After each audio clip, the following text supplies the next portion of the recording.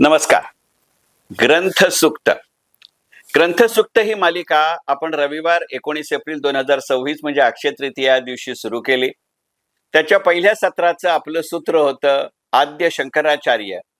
आणि आद्य शंकराचार्य हे सूत्र धरून पहिल्या सत्रामध्ये आपण आजपर्यंत 13 व्हिडिओ मी सादर केले. आजपासनं आपण ग्रंथसूक्त या मालिकेचं दुसरं सत्र सुरू करूया. आणि या सत्राचं सूक्त आहे राम मोने चिपळूण. राम मोने हे नाव आपण फारसं कधी ऐकलं नसाल याची मला कल्पना आहे, पण हा मनुष्य गेली 30-35 वर्ष अत्यंत प्रसिद्धी परांमुख राहून एका निसर्ग संरक्षणाचं संवर्धनाचं अत्यंत मनापासून काम करतोय. आणि म्हणूनच ग्रंथसूक्तच्या दुसऱ्या सत्राच्या 2 भागांमधलं आपलं सूत्र असेल राम मोने यांची 2 पुस्तकं. त्यापैकी ग्रंथसूक्त या मालिकेचा 14वा भाग आणि राम मोने असं सूत्र धरलेल्या दुसऱ्या सत्राचा पहिला भाग आणि त्या भागाचं पुस्तक आहे राम मोने लिखित निसर्ग क्षण.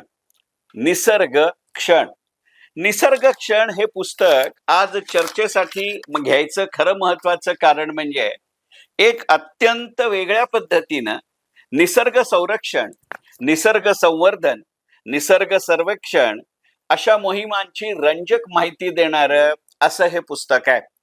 म्हटलं तर कॉफी टेबल बुक अशा स्वरूपाचं हे पुस्तक आहे, परंतु साधारणपणे आपल्या डोक्यामध्ये कॉफी टेबल बुक अशा नावाचा जो काही एक आकार मनामध्ये असतो तसं हे पुस्तक नाही. पूर्णपणानं आपण ज्या पुस्तकाच्या आकाराशी सरावलेलो आहोत अशा आकाराचं, पण मजकुरा इतकंच किंवा कदाचित मजकुरापेक्षाही जास्त बोलके आणि संग्राह्य असे फोटो हे या 2 पुस्तकांचं आणि विशेषतः निसर्ग क्षण या पुस्तकाचं वैशिष्ट्य आहे. लेखक राम मोने यांच्या निसर्ग क्षण या पुस्तकाची पहिली आवृत्ती ऑगस्ट 2025 रोजी प्रसिद्ध झाली. त्याची किंमत 350 रुपये. याचे प्रकाशक हे राम मोने सेवाव्रत मंडळ चिपळूण हे आहेत.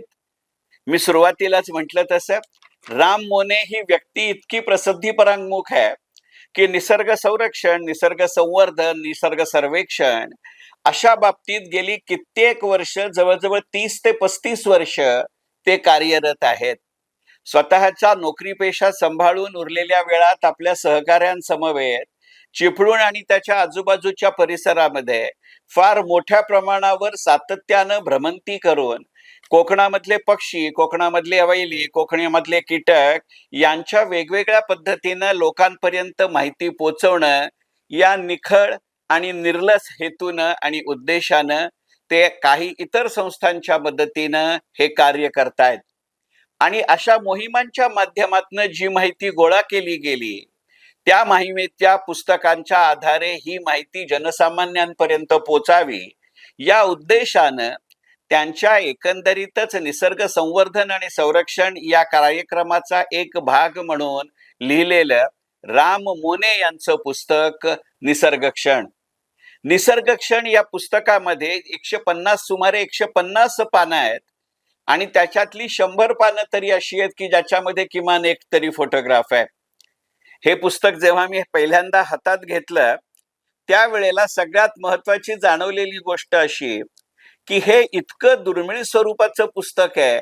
इतकं असूनही या पुस्तकाच्या विक्रीतनं पैसा मिळावा आणि हा पैसा अगदी आपल्या स्वतःच्या चरितार्थासाठी वापरला नाही तरी या संस्थेच्या कामासाठी वापरावा असा विचार जरा सुद्धा न करता या पुस्तकाच्या पहिल्याच पानावरती राम मोने एक QR कोड देतात आणि असं शांतपणानं तिथं लिहितात की या QR कोडचा उपयोग करून राम मोने आणि त्यांच्याशी संबंधित असलेल्या संस्था या जी गेली 30-35 वर्ष काम करतायत त्या कामासंबंधातून जे एक निसर्ग संरक्षण, निसर्ग संवर्धन आणि निसर्ग सर्वेक्षण हे उपक्रम ते सातत्यानं राबवतायत त्याची पूर्ण माहिती देणारा व्हिडिओ या पुस्तकामध्ये QR कोडच्या रूपाने त्यांनी उपलब्ध करून दिलाय. त्यांची इच्छा अपेक्षा इतकीच आहे की त्यांच्या व्यतिरिक्त, त्यांच्या सहकार्यांच्या व्यतिरिक्त, त्यांच्या संस्थांच्या व्यतिरिक्त अगदी हौशी स्वरूपात, तात्पुरत्या स्वरूपात, सुटीच्या स्वरूपात का होईना, जास्तीत जास्त मंडळींनी अशा उपक्रमामध्ये सहभागी व्हावं. प्रत्येकानं त्यासाठी उठून निसर्गात चिपळूणमध्ये, कोकणामध्येच यावं अशी त्यांची अपेक्षा नाही. पण आपल्या अनेक स्थानिक घटकांमध्ये, आपल्या अनेक स्थानिक भूगोलामध्ये अनेक पक्षी, प्राणी, वेली, वनस्पती, वृक्ष हे उपलब्ध असतात. काळाच्या ओघामध्ये त्यातल्या अनेक जाती, प्रजाती आता नामशेष होत चालली आहेत.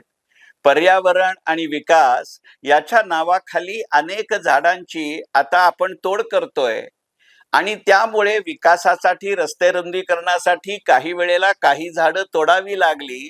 हे कितीही अपरिहार्य असलं तरी त्याचा जर बेधुंद वापर झाला तर त्यातनं निसर्गाची हानी होते, पर्यावरणाची हानी होते, तापमानाचं प्रमाण वाढतं. हे जितके मानवी जीवनाच्या दृष्टीने असणारे असह्य मुद्दे आहेत, त्याच्या बरोबरीनंच त्या निमित्तानं त्यांच्याकडे एक नैसर्गिक आसरा म्हणून पाहणाऱ्या अनेक पशुपक्ष्यांचं जीवन, प्रसंगी त्यांचं अस्तित्वच धोक्यात आलंय. या प्रसिद्धीची, या कल्पनेची जाणीव तुमच्या आमच्यापर्यंत पोचावी, हा राम मोने आणि त्यांच्या सहकार्यांचा इतके वर्ष सुरू असलेल्या उपक्रमामागचा हेतू आहे, हे लक्षात घेतलं पाहिजे. आणि म्हणूनच ग्रंथसूक्त या माझ्या मालिकेच्या दुसऱ्या सत्राचं सूत्रच मुळी राम मोने, त्यांच्या संस्था आणि त्यांची पुस्तकं हा आहे. राम मोने यांच्या या उपक्रमाविषयी जेव्हा मला पहिल्यांदा माहिती कळली आणि ज्या वेळेला मला ही पुस्तकं घ्यावी असं वाटलं, त्यावेळेला माझ्या पुढचा सगळ्यात मोठा प्रश्न हा होता की राम मोने यांना संपर्क कसा करायचा. माझ्या सुदैवानं माझी ही इच्छा मी गुहागरचे डॉक्टर नातू आणि सौभाग्यवती नीला नातू आणि चिपळूणच्या सौभाग्यवती संध्याताई साठे जोशी यांच्याशी बोलून दाखवली. या तिघांनीही केवळ मला राम मोने यांचे मोबाईल नंबर मिळवून दिले असं नव्हे, तर डॉक्टर नातूंनी ही 2 पुस्तकं मला आपणहून पाठवली. ही पुस्तकं हातात घेतल्यानंतर माझी स्वतःची इच्छा अशी झाली, माझ्या मनातली कल्पना अशी झाली आणि माझ्या आजच्या ह्या व्हिडिओतला सगळ्यात महत्वाचा आणि पहिला मुद्दा हाच आहे की निसर्गक्षण आणि निसर्गधन कोकणचे ही राम मोने लिखित दोन्ही पुस्तकं अशी आहेत की ती आपल्या घरी असणं अत्यावश्यक आहे. या निसर्गक्षण या पुस्तकामध्ये एकूण 5 प्रकरण आहेत. धनेश जंगलचा रोपणकार नावाचं पहिलं प्रकरण आहे. या 150 पानांपैकी जवळजवळ 60-65 पानी असं हे प्रकरण आहे. जाणीवपूर्वक आजच्या या व्हिडिओमध्ये या 5ही प्रकरणातला एकही मुद्दा मी सांगणार नाहीये, कारण माझी आपल्या सगळ्यांना या निमित्तानं कळकळीची विनंती आहे की एरवीही तसं आपलं पर्यटन आणि त्यातही स्थानिक पर्यटन याचं प्रमाण वाढलंय. जेव्हा केव्हा आपण या दृष्टिकोनातनं ट्रिपसाठी बाहेर पडणार असू तर आपल्या वर्षभराच्या कार्यक्रमामध्ये राम मोने सरांशी संपर्क करून त्यांचे नंबर या व्हिडिओच्या खाली मी देतोय आणि तरीही माहितीसाठी सांगतो की हा थोडा औद्योक्तपणाचा भाग होईल, परंतु या उपक्रमामध्ये आपण सहभागी होणं आणि त्या निमित्तानं आपण आपला निसर्ग जाणून घेणं याची नितांत आवश्यकता आहे. मी मगाशी म्हटलं तसं ही पुस्तकं कॉफी टेबल बुकचाच भाग असला तरी सुद्धा यातली फोटोग्राफी अत्यंत अस्खलित प्रमाणात आहे. म्हणजे एका वेगळ्या प्रकारे, वेगळ्या संदर्भात सांगायचं झालं तर डॉक्टर सलीम अली यांनी जे काम केलं किंवा मारुती चितमपल्ली यांनी जे काम केलं त्याच्या तोडीचं, प्रसंगी त्याच्यापेक्षा काकणभर सरस असं राम मोने आणि त्यांचे सहकारी या बाबतीत काम करत आहेत. आपण या ना त्या निमित्ताने घरी हल्ली अनेक घरगुती कार्यक्रम करत असतो. वेगवेगळ्या ठिकाणी छोट्या स्वरूपात का होईना, पण कधी ऑनलाईन कधी ऑफलाईन पद्धतीने आपण व्याख्यानमाला करत असतो. मी प्रामाणिकपणानं सांगतो की राम मोने यांच्याशी संपर्क साधून लवकरात लवकर त्यांचा याविषयीचा एखादा कार्यक्रम डोंबिवलीत माझ्या घरी करण्याचा तर माझा विचार आहेच, पण आपणही अशा पद्धतीचा जरूर विचार करावा, हे ग्रंथसूक्तच्या या व्हिडिओच्या माध्यमातून मी आपल्याला आवाहन करतोय. कारण कोकण म्हणल्यानंतर जसं आंबा, फणस अशा गोष्टींचा आपण विचार करतो, किंवा नाना फडणवीसांचं जन्मगाव म्हणून प्रसिद्ध असलेल्या वेळासला कासव, कासव संरक्षण आणि कासव संवर्धन काम करतो, तोच राम मोने यांच्या एका वेगळ्या उपक्रमाचा भाग आहे. ही गोष्ट लक्षात घेतली पाहिजे.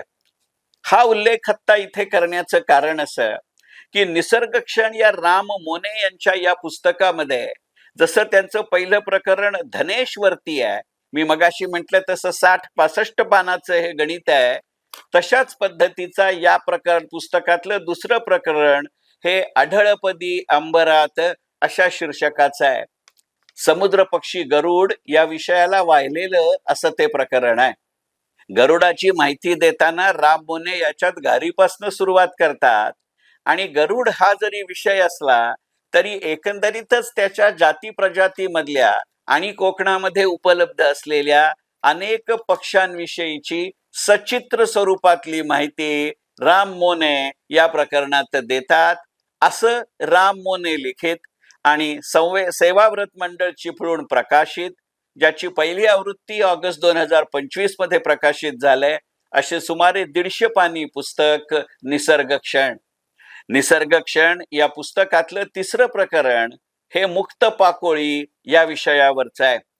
चौथं प्रकरण मी मगाशी म्हटलं तसं वेळासच्या कासव या प्रकल्पाविषयी आहे. याचं शीर्षक खूप बोलकं आहे. कासव मधल्या काला आसव असं म्हणून कासव की आसव अशा पद्धतीचा प्रश्न वाचकाच्या मनामध्ये उपलब्ध करणारा किंवा उपस्थित करणारं असं हे प्रकरण आहे. आणि कोकणचं मंगलवन अशा पद्धतीचं 5वं प्रकरण या पुस्तकामध्ये आहे. मला या पुस्तकातल्या काही भागाचं इथे अभिवाचन करण्याचा मोह अनावर होतोय, पण तरीही कटाक्षानं त्या अभिवाचनामुळे तुम्ही नंतर हे पुस्तक घेऊ नये आणि वाचू नये असं होऊ नये म्हणून त्यातल्या एकाही मुद्द्याची पण माहिती या व्हिडिओमध्ये देत नाही. आपण त्वरेनं चिपळूणमध्ये राहणाऱ्या राम मोने यांच्याशी संपर्क करून ही पुस्तकं आपण प्रत्येकानं आपल्या घरी ठेवावी असं आवर्जून आवाहन या ग्रंथसूक्तच्या 14व्या व्हिडिओच्या माध्यमातनं मी आपल्याला करतोय. निसर्गक्षण हे पुस्तक वाचून ज्या वेळेला मी पहिल्यांदा खाली ठेवत होतो त्यावेळेला मला राहून राहून जोनाथन लिव्हिंगस्टन सीगल या रिचर्ड बॅशच्या पुस्तकाची आठवण झाली. रिचर्ड बॅशचं ते पुस्तक जसं आहे की ते रीडर्स डायजेस्टच्या आकाराचं आहे. जमतेम 70-75 पानी पुस्तक आहे, पण त्या 75 पानी पुस्तकामध्ये 45 पानांवरती चित्र आहेत आणि उरलेल्या 30-32 पानांमध्ये मजकूर आहे. काहीसं अशाच स्वरूपाचं आणि त्याही पेक्षा देखणं असं हे पुस्तक राम मोने यांचं निसर्गक्षण. त्याही पेक्षा देखणं असं म्हणताना ते आपल्या मायबोली आणि अभिजात मराठीमध्ये आहे. आपल्या महाराष्ट्रातल्या गावांसंबंधातली आणि तिथल्या वन्य आणि निसर्ग जीवनाविषयीचं हे पुस्तक आहे, म्हणून तर मी ते जोनाथन लिव्हिंगस्टन सीगल पेक्षा जास्त चांगलं आहे हे तर म्हटलंच, जरा सुद्धा नाकारणार नाही. ताकाला जाऊन उगाच कशाला भांड लपवू. पण त्याही पेक्षा सुद्धा जोनाथन लिव्हिंगस्टन सीगल या पुस्तकातले सगळे फोटो किंवा छायाचित्र ही कृष्णधवल स्वरूपामध्ये म्हणजे ब्लॅक अँड व्हाईट स्वरूपामध्ये आहेत. त्याच्या विरुद्ध निसर्गक्षण हे राम मोने यांच्या पुस्तकातले सर्व फोटो हे पूर्णपणाने रंगीत स्वरूपाचे आहेत. हे फोटो काय देखण्या स्वरूपाचे आहेत याचं बोलकं प्रतिबिंब त्यांच्या मुखपृष्ठावरच्या या छायाचित्रामध्ये आहे. आणि एवढ्या करता हा संपूर्ण व्हिडिओभर हे पुस्तक मी माझ्या हातात घेऊन उभा आहे. हे मुखपृष्ठ आहे, हे मलपृष्ठ आहे. आणि जोनाथन लिव्हिंगस्टन सीगल या रिचर्ड बॅशच्या पुस्तकापेक्षा राम मोने यांचं निसर्गक्षण हे पुस्तक एका दुसऱ्या बाजूनही जास्त चांगलं आहे. याचं कारण असं आहे की जोनाथन लिव्हिंगस्टन सीगल ही एक रूपक कथा आहे. त्या पक्षाच्या दैनंदिन जीवनावरून मानवानं आपण कशा पद्धतीनं वागावं, म्हणजे जसं एखादा मोटिव्हेशनल स्पीकर भाषण देतो तशा पद्धतीचा एक स्लाइड शो अशा स्वरूपाचं रिचर्ड बॅश यांचं जोनाथन लिव्हिंगस्टन सीगल असं काल्पनिक कल्पनाविलासावर आधारित असं पुस्तक आहे. याच्या उलट राम मोने यांचं सेवाव्रत मंडळ चिपळूण यांनी प्रकाशित केलेलं ऑगस्ट 2025 मध्ये प्रसिद्ध, पहिली आवृत्ती प्रसिद्ध झालेलं, सुमारे 150 पानांचं पण 350 रुपये किमतीचं असं पुस्तक निसर्ग क्षण हे सरस अशासाठी आहे, हे कल्पनाचित्र नाही, हे साहित्यिक स्वातंत्र्य नाही. निसर्ग नावाच्या प्रचंड मोठ्या नियंत्यानं आणि चित्रकारानं प्रत्यक्षात वास्तवात तुम्हाला आणि मलाही सहजपणानं बघता येईल अशा स्वरूपाचं केलेलं जिवंत चित्र म्हणजे निसर्ग. आणि या कोकण निसर्गाचं जिवंत चित्रण अनेकदा फोटोच्या माध्यमातनं आणि काही वेळेला मजकुराच्या माध्यमातनं असं पुस्तक म्हणजे राम मोने यांचं निसर्ग क्षण.